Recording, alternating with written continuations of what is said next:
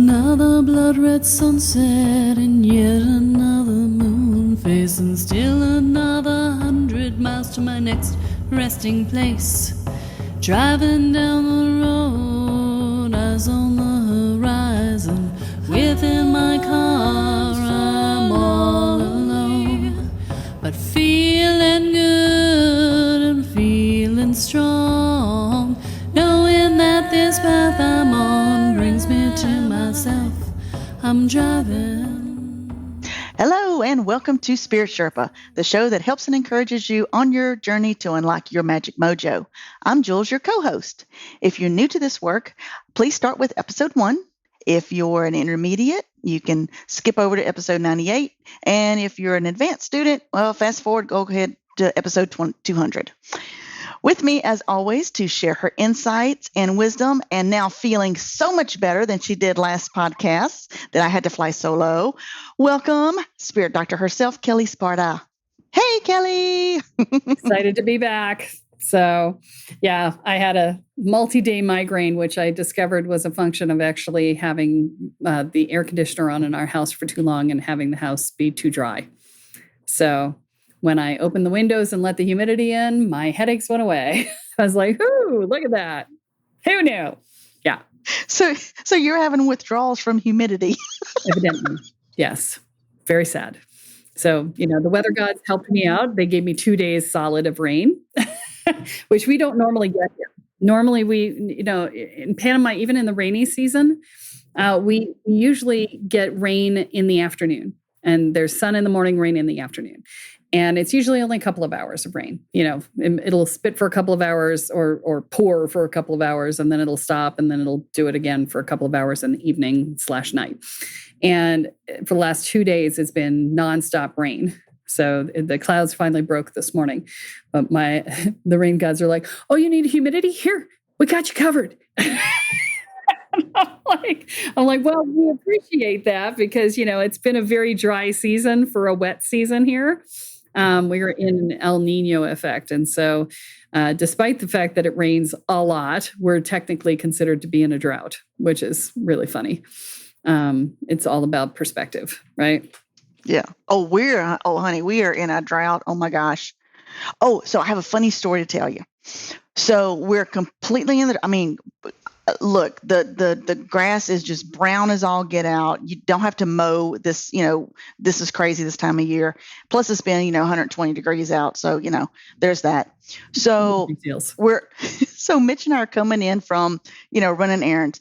He looks over to where our garden is. Well, he had plowed everything up, letting it rest for a couple of months before we do our fall crop. All right, no problem. He was like, there's something coming up over there.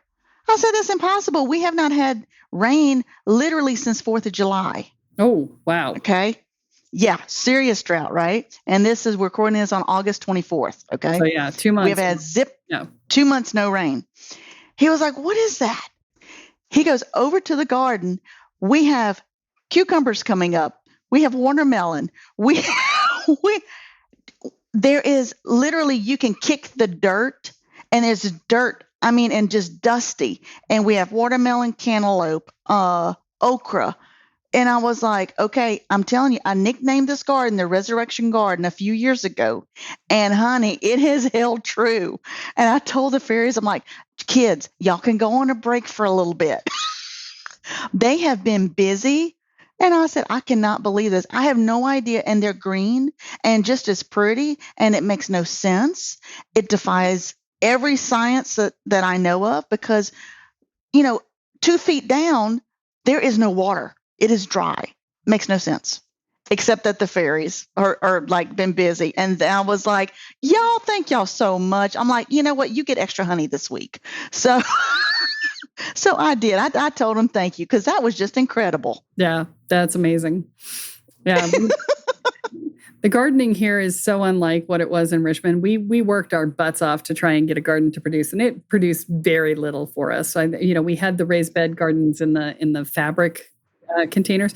They did not hold water at all. We watered the crap out of them. They didn't hold the water. It just didn't work. And here they have what they call jump back gardening, as in you put it in the ground and you jump back so it doesn't knock you over because it grows so fast. So yeah. Oh, that's funny. I like that. Yeah, they actually chopped our banana trees down to the ground when they put in the new fence like a month and a half ago. And the banana trees, one of them has come back and is almost as tall as the fence, and it's 7 feet tall. So yeah, in a month and a half. Jump back. Yeah, jump back, baby, jump back. Right? Yeah. Oh my It's gosh. crazy. So anyway, we should probably talk about what the episode's about. That would be a thing, right? Well, yeah, eventually, yeah. Well, so I gotta ask you guys as listeners. We shoot the shit at the beginning of every episode. I gotta ask you: do you listen to this, or do you hop over it?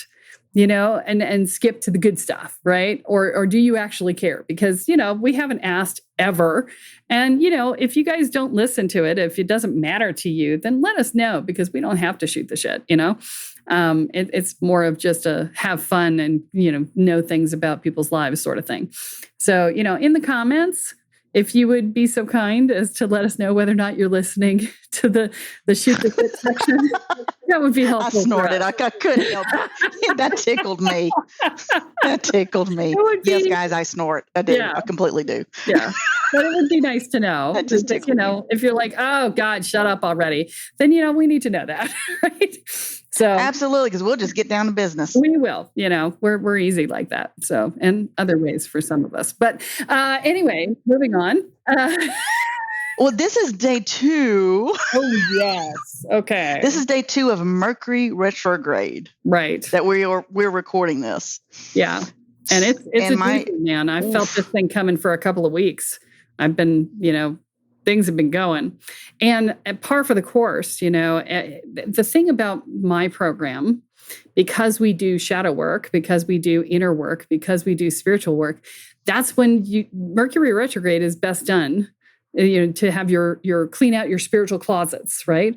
That's the best time to do it. And so as per usual, people are signing up for discovery calls to come into the programs like mad right now, because, Mercury's gone retrograde and this is the time to do it. And that's just the nature of the beast for us. And so while we do have people who enroll in between those sessions, we get so many more people in the door when Mercury is retrograde, because it's the right timing, right? So if you're thinking about it, this would be perfect timing. So go sign up for the discovery call. If you're, I can hear at least one. No, there's 4 of you out there right now who are going, oh, I've been thinking about it. I've been wanting to do it, but I just haven't gone around. Get around to it. Now is the time. Okay. Just so you know. All right. What is it? Phone lines are open. Yeah. Phone lines are open now. For the next 10 minutes, we'll throw in a bonus. Yes, extra 2 minutes on your discovery call with Kelly. That's what we're throwing in for free, people. You don't just get one bonus minute. You get two of them. There you go. That's all I got. I'm slap happy. Thank you very much. There you go. I knew I could rely on you. All right. So on to the topic of the day, which is the AI and the technology gods as they relate to the spiritual entrepreneur. So we're going to talk about this from a couple of different levels today, guys. So we're going to talk about it from, the average spiritual practitioner level, but then we're also going to talk about it from big business level. Okay. So what I'm saying is buckle up, Buttercup. This is going to be an entertaining one. All right. So let's start with who are the technology gods, because everybody knows what AI is. If you haven't been living under a rock, you know what AI is, because they won't shut up about it, right? So let's talk about who the technology gods are. The technology gods are, as is evident in the name, the gods of technology. Yeah, okay, great. What does that mean, right? So if you've been listening to the podcast for a very long time, you may have heard the story of Kathy and I presenting our baby, the Spiritual Leader University, when we were doing that back in 2013. And to the technology gods and going, would you give our baby a blessing to be seen well on the internet? And they went, sure, because nobody talks to them, right? And they're like, yes, we would love to do that. They grabbed the baby out of our hands, yanked it, and turned it into a cyborg. It was just like, oh. Kathy and I were like, it took everything we had not to reach out and go, no, because we were like, oh my God, what did we just do? And they turned it into a cyborg. And because, if you Was want that a good thing?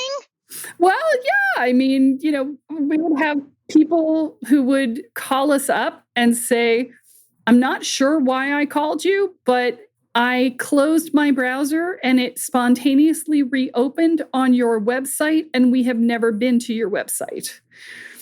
And so yeah, borging the baby was useful, right? But it was a little disconcerting in the moment, right? So this is a be careful what you ask for moment, right? So the technology gods are very useful if you want to work in the technological world, if you want to do online marketing, if you want to deliver online, if you want to do anything online.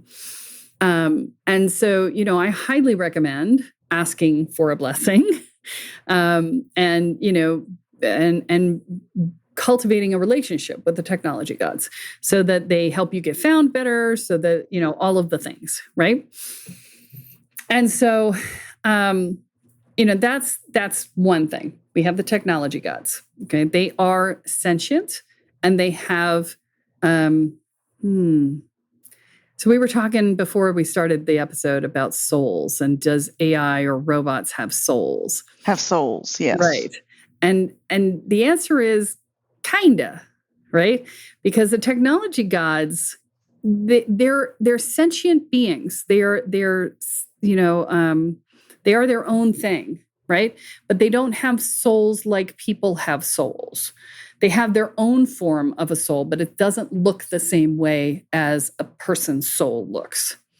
So, it would be, okay. So they're telling me it's architecture. They call it architecture. So in technology, you have a lead architect, who's the person who's responsible for creating the structure and function and form of the overall thing, not doing the actual coding, but creating the structure, right? And their version of a soul is their architecture. That's what they're telling me right as we're talking. So, which is why it doesn't feel the same, right? But all of the lifeblood of who they are runs through the architecture. So that's still, I'll say, energy, and all energy based. It's electrons running around the technological circuit board, right? And we're running neurons around a meat circuit board, right? So meat circuit board.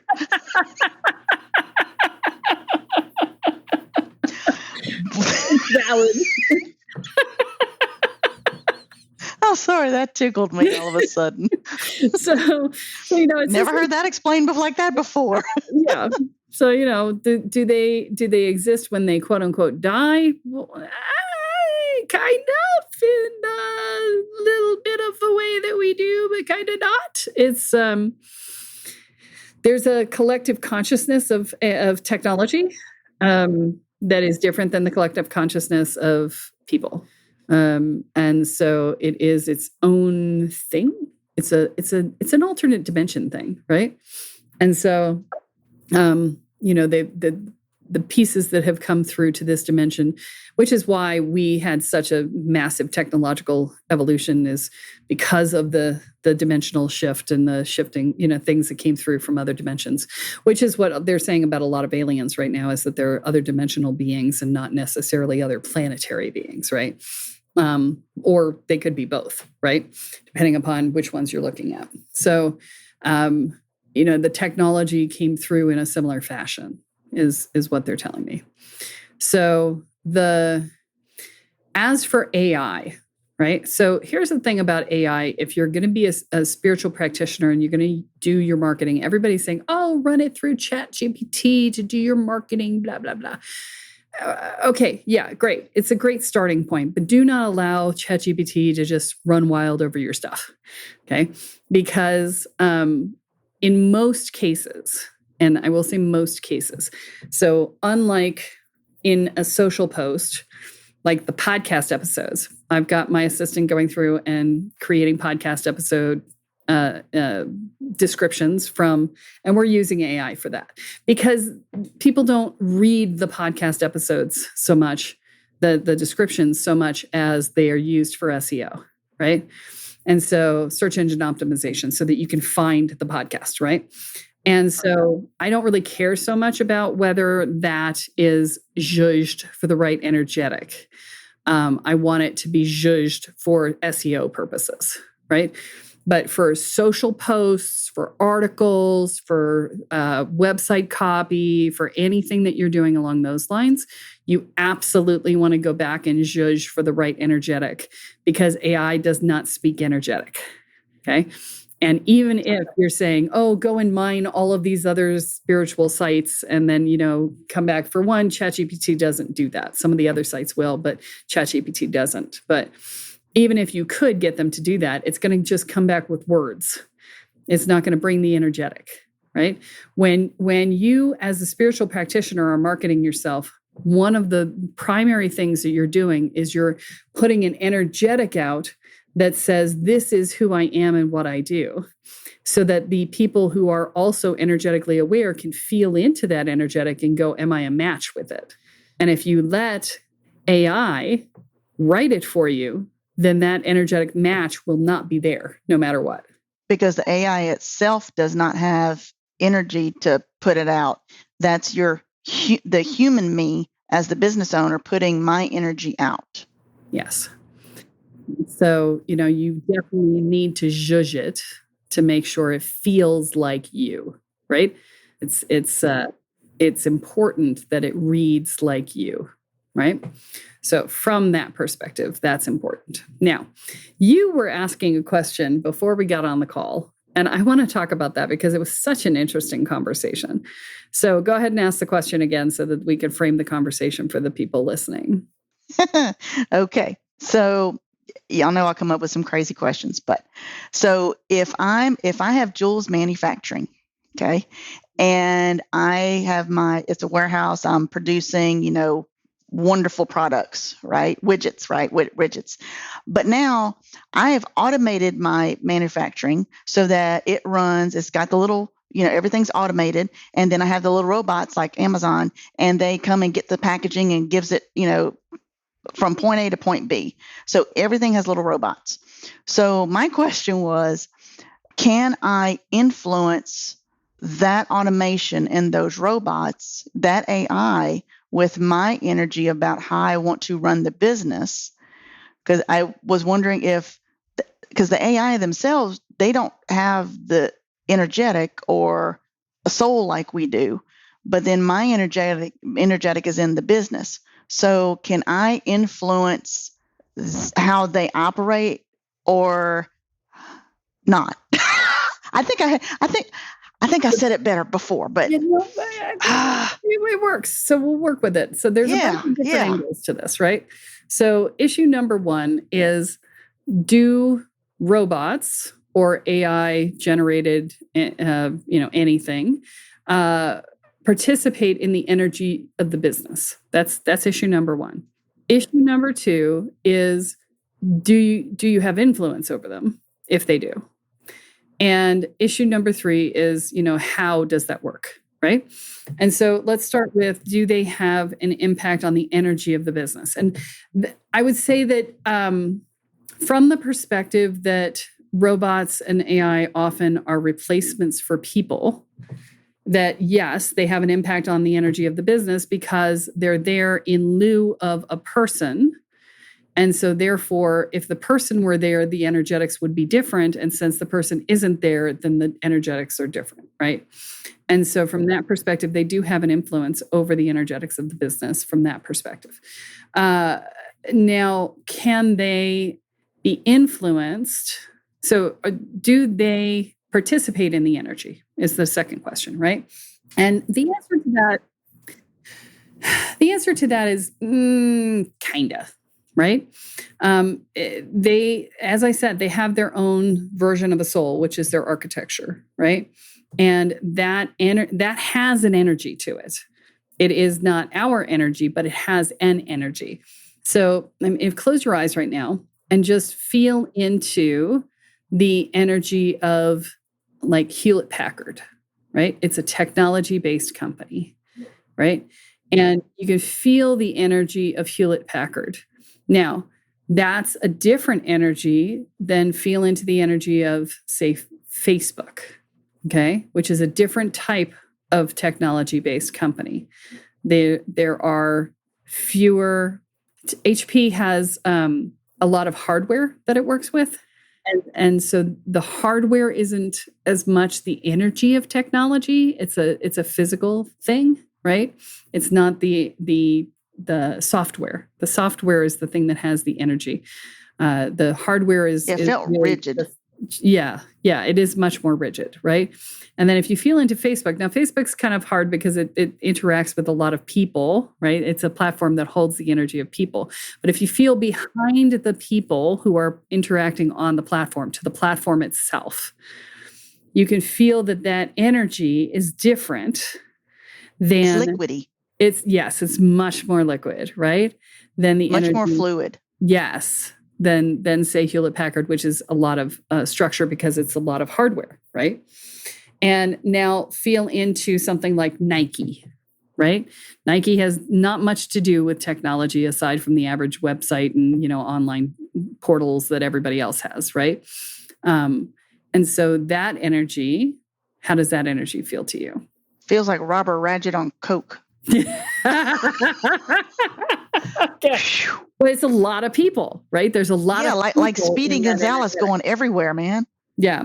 And so there's a lot of people in that energetic, and there's a lot of initiatives that they're running and a lot of things that they're doing and a lot of activities that are happening and and they exist all around the world, right? They're a worldwide company, international, right? So, every time you feel into the energy of a company, you're going to get a sense of what it's about, right? And this is some of the work that I do when I do work for spiritual business owners, right? I feel into the energy of the company and I talk about the different pieces of it. But the piece here is that the energy of the AI is much more prevalent in the energy that you got in Facebook than it is in the others, okay? And that energy is the energy that you're picking up on. That is the AI content. It's the architecture of the platform. That's the technology God's connection, right? The architecture of the platform, the architecture of the AI itself, the architecture of the processes and services that they call to make things happen within the system, right? So the APIs that interact with other systems, the whole 9 yards, right? Because they talk about the internet being a web, but what they haven't said out loud, but is very much true in the last 15, 20 years, is the API integrations that allow one system to talk to another have actually connected individual systems into a web of their own. That is unto themselves. Yes, that is different than the internet web itself. And so, there's these layers upon layers upon layers of interconnectivity. And that, what it mirrors? Oh, they just gave me this. What it mirrors is like in the redwoods. I don't know if you know this, but all the redwood trees are all one tree. They're interconnected in a single connection. Oh, the roots. The root system. Yeah. They're all a single entity that are growing everywhere. And that's how technology is, right? So for those of you who are Star Trek fans, the Borg, right? It's the Borg collective, right? Which is why I said they Borged my baby earlier because I'm a Star Trek fan. So, and then I qualified. But they're all one. Then they're becoming more interconnected every day, right? So Skynet, right? We're all like, right? Skynet is absolutely possible in today's world, right? Hopefully they will have, done a better job of programming it than they did with the movie, but the Terminator movies. So the question is, does the energy impact? And the answer is yes, it does. It impacts, but not in the same way that people would impact. It shifts the nature of the energy of the business.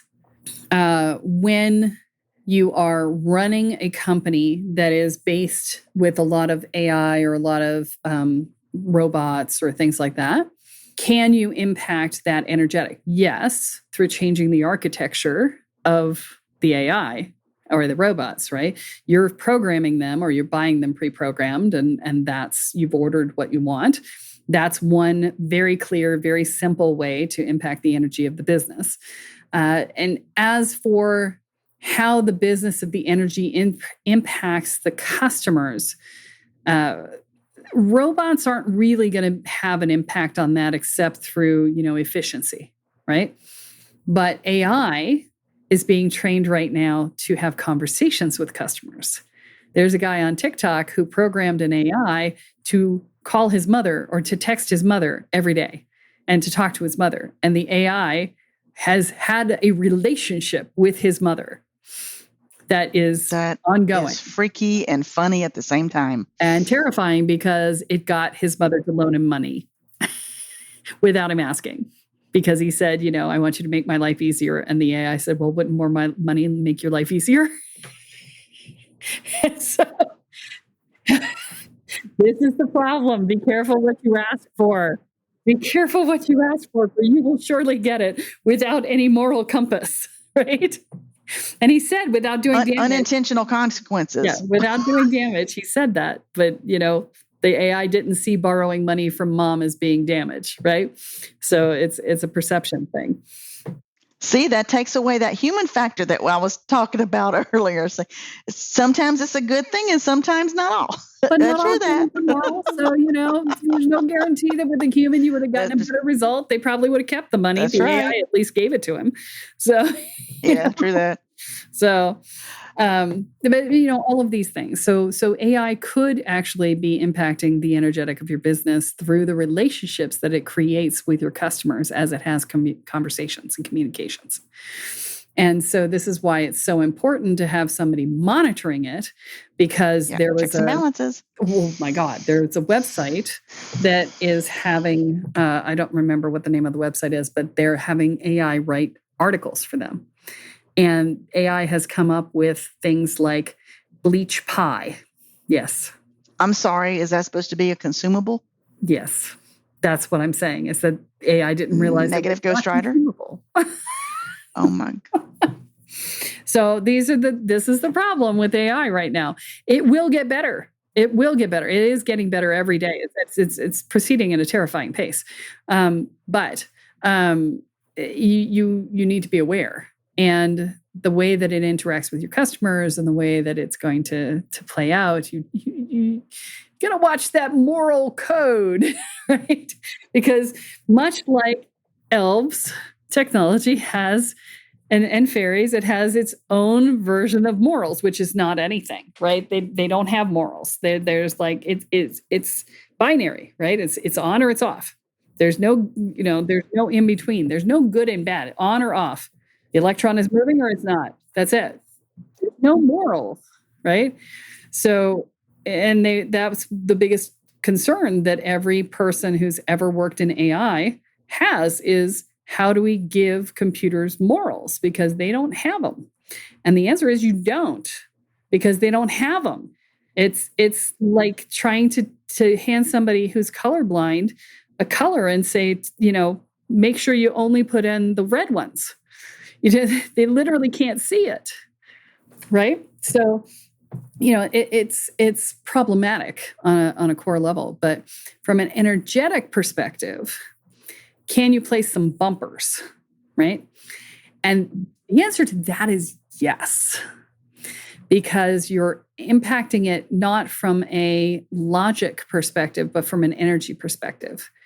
And so energy actually has the ability to morph and shift with intention and not have to have the hard and rigid logic coded stuff that you have to give to AI, right?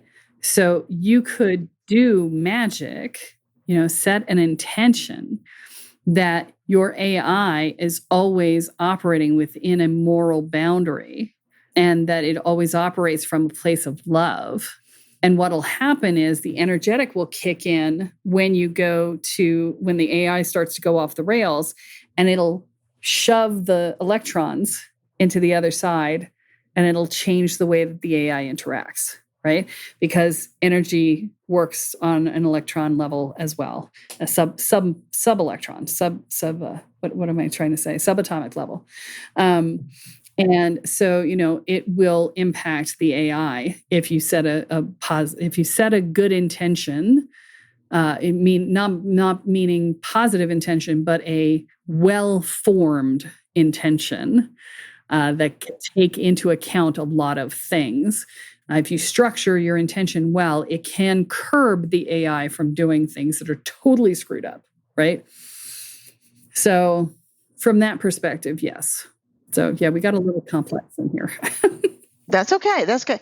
I actually have another question that's kind of related, but as you were describing, I was kind of wondering if, how we can set either wards on our businesses to protect them from harm, say like I'm thinking data breach, right? Right. That kind of technology, but also like to attract customers. Like I want the right kind of customer that has money, coming. That'll be less of a ward and more of a lighthouse sort of thing, right? Okay. Yeah. So is there a way to actually work with the technology gods, or what would be like a way to approach that? So if I have this technology and I'm using it and I ask them for a blessing, right, which would be a wonderful thing for my business, then is there a way to interact with them where they can also enhance to, say, protect my data, my customers' data from data breaches, because that happens like every 5 seconds. And then on the AI to maybe attract the right kind of customer and keep away those that's going to harm my business, like, people who want to steal and things like that. So you're trying to do 14 layers of things in the two things that you said. So I just want to be clear that well, of course I am. That needs to be broken down into elemental sections, right?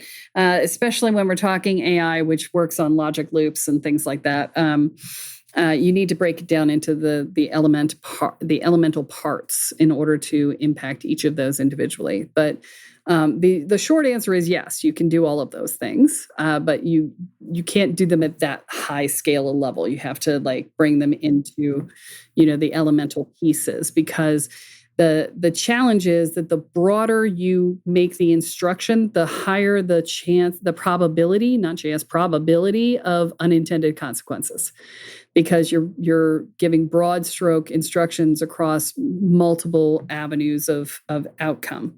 And so the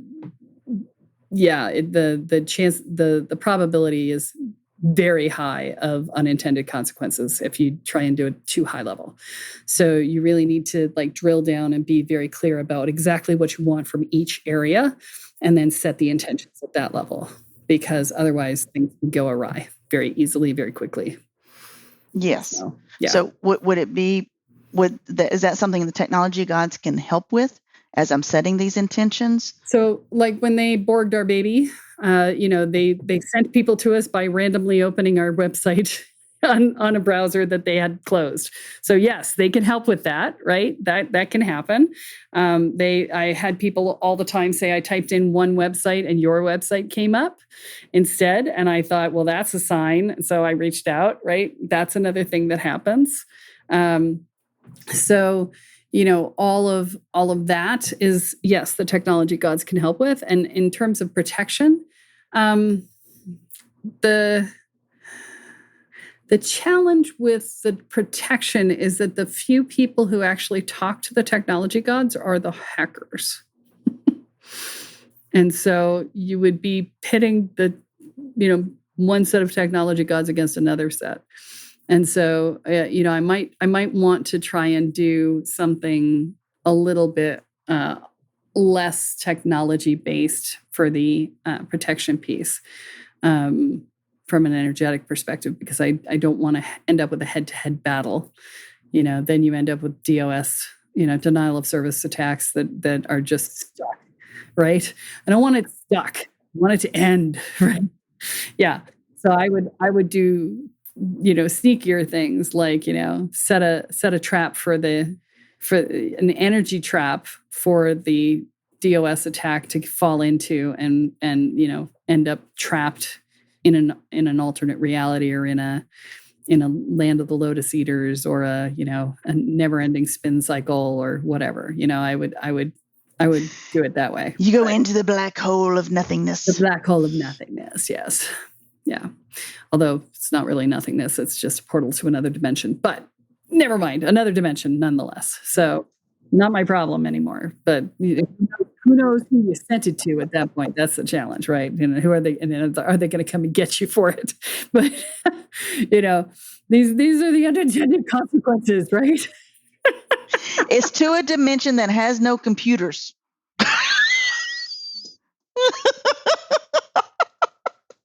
That's it. No computers. They don't even have I'm dating myself. No technology, no bag phones, no. One of the first cell phones when you had the whole, 30-pound bag. Yeah. I had a bag phone. It lived in my car because it was too heavy to carry anywhere. Yes. They don't even have Ataris. They have no technology. Okay. Yeah. No microwaves. No fax machines. No. Yeah. No. Okay. In fact, they hate technology, which is why they're there. Luddites. Noted. So there you go. Right. Okay. So I think this sort of gives you just enough to be dangerous. Because it's a complicated thing. I mean, these are complicated structures and therefore they have complicated answers, but it gives you sort of a framework from which to think about it. Right. And so, we're going to wrap this one up and we're going to say, what am I going to say? Kelleism. Yeah. Well, first I want to tell you about the spiritual coach certification that we're doing, because if you're listening to this, and you are a spiritual entrepreneur, you're a spiritual practitioner trying to make a living doing your work, and you're finding that doing it, in one-off sessions is painful and not very profitable and not enough to quit your job, then you would like to learn how to do it in a much more sustainable fashion, in a non-icky sales fashion, and in using a system that is very successfully working and where we partner with you to run the business so you don't have to do a lot of the tech stuff that we've been talking about, then, you may want to check out the spiritual coach certification program, where we teach you how to run the Welcome to the Woo program. We teach you how to market it, sell it, and run it, and how to improve your ability to receive more and more money along the way. So, and we also teach you the energy scanning process as part of it so that you get to make money while you're prospecting. So you can find that on the website. We'll put it in the show notes as well. But it's under the online programs section of the website, and it says, start making a living in six months, right? So check that out and let us know if you want to know more. And so the Kelleism for today is respect what isn't you, allow it to be what it is, and don't expect it to be what you are, and watch out for the unintended consequences. Those damn unintended consequences. Yeah. They'll get you every time. Bite you in the butt every freaking time. Every time. Yes. Especially during a Mercury retrograde. I'm just saying. Yeah. Yes. So know where your Control Alt Delete is. Yeah. Know where the power off button is. Yes. Yes. The hard All right, kids. All right, kids. Well, that's all the time that we have for this week, folks. Tune in next time when Kelle adds another chapter into your guide to energy, magic, and the spirit world. I'm Jules, here with Kelle Sparta, and you have been listening to Spirit Sherpa. So long, everyone. Bye. Driving down the road, eyes on the horizon. Within my car, I'm all alone, but feeling good and feeling strong, knowing that this path I'm on brings me to myself. I'm driving, wondering where my spirit will. I'm driving.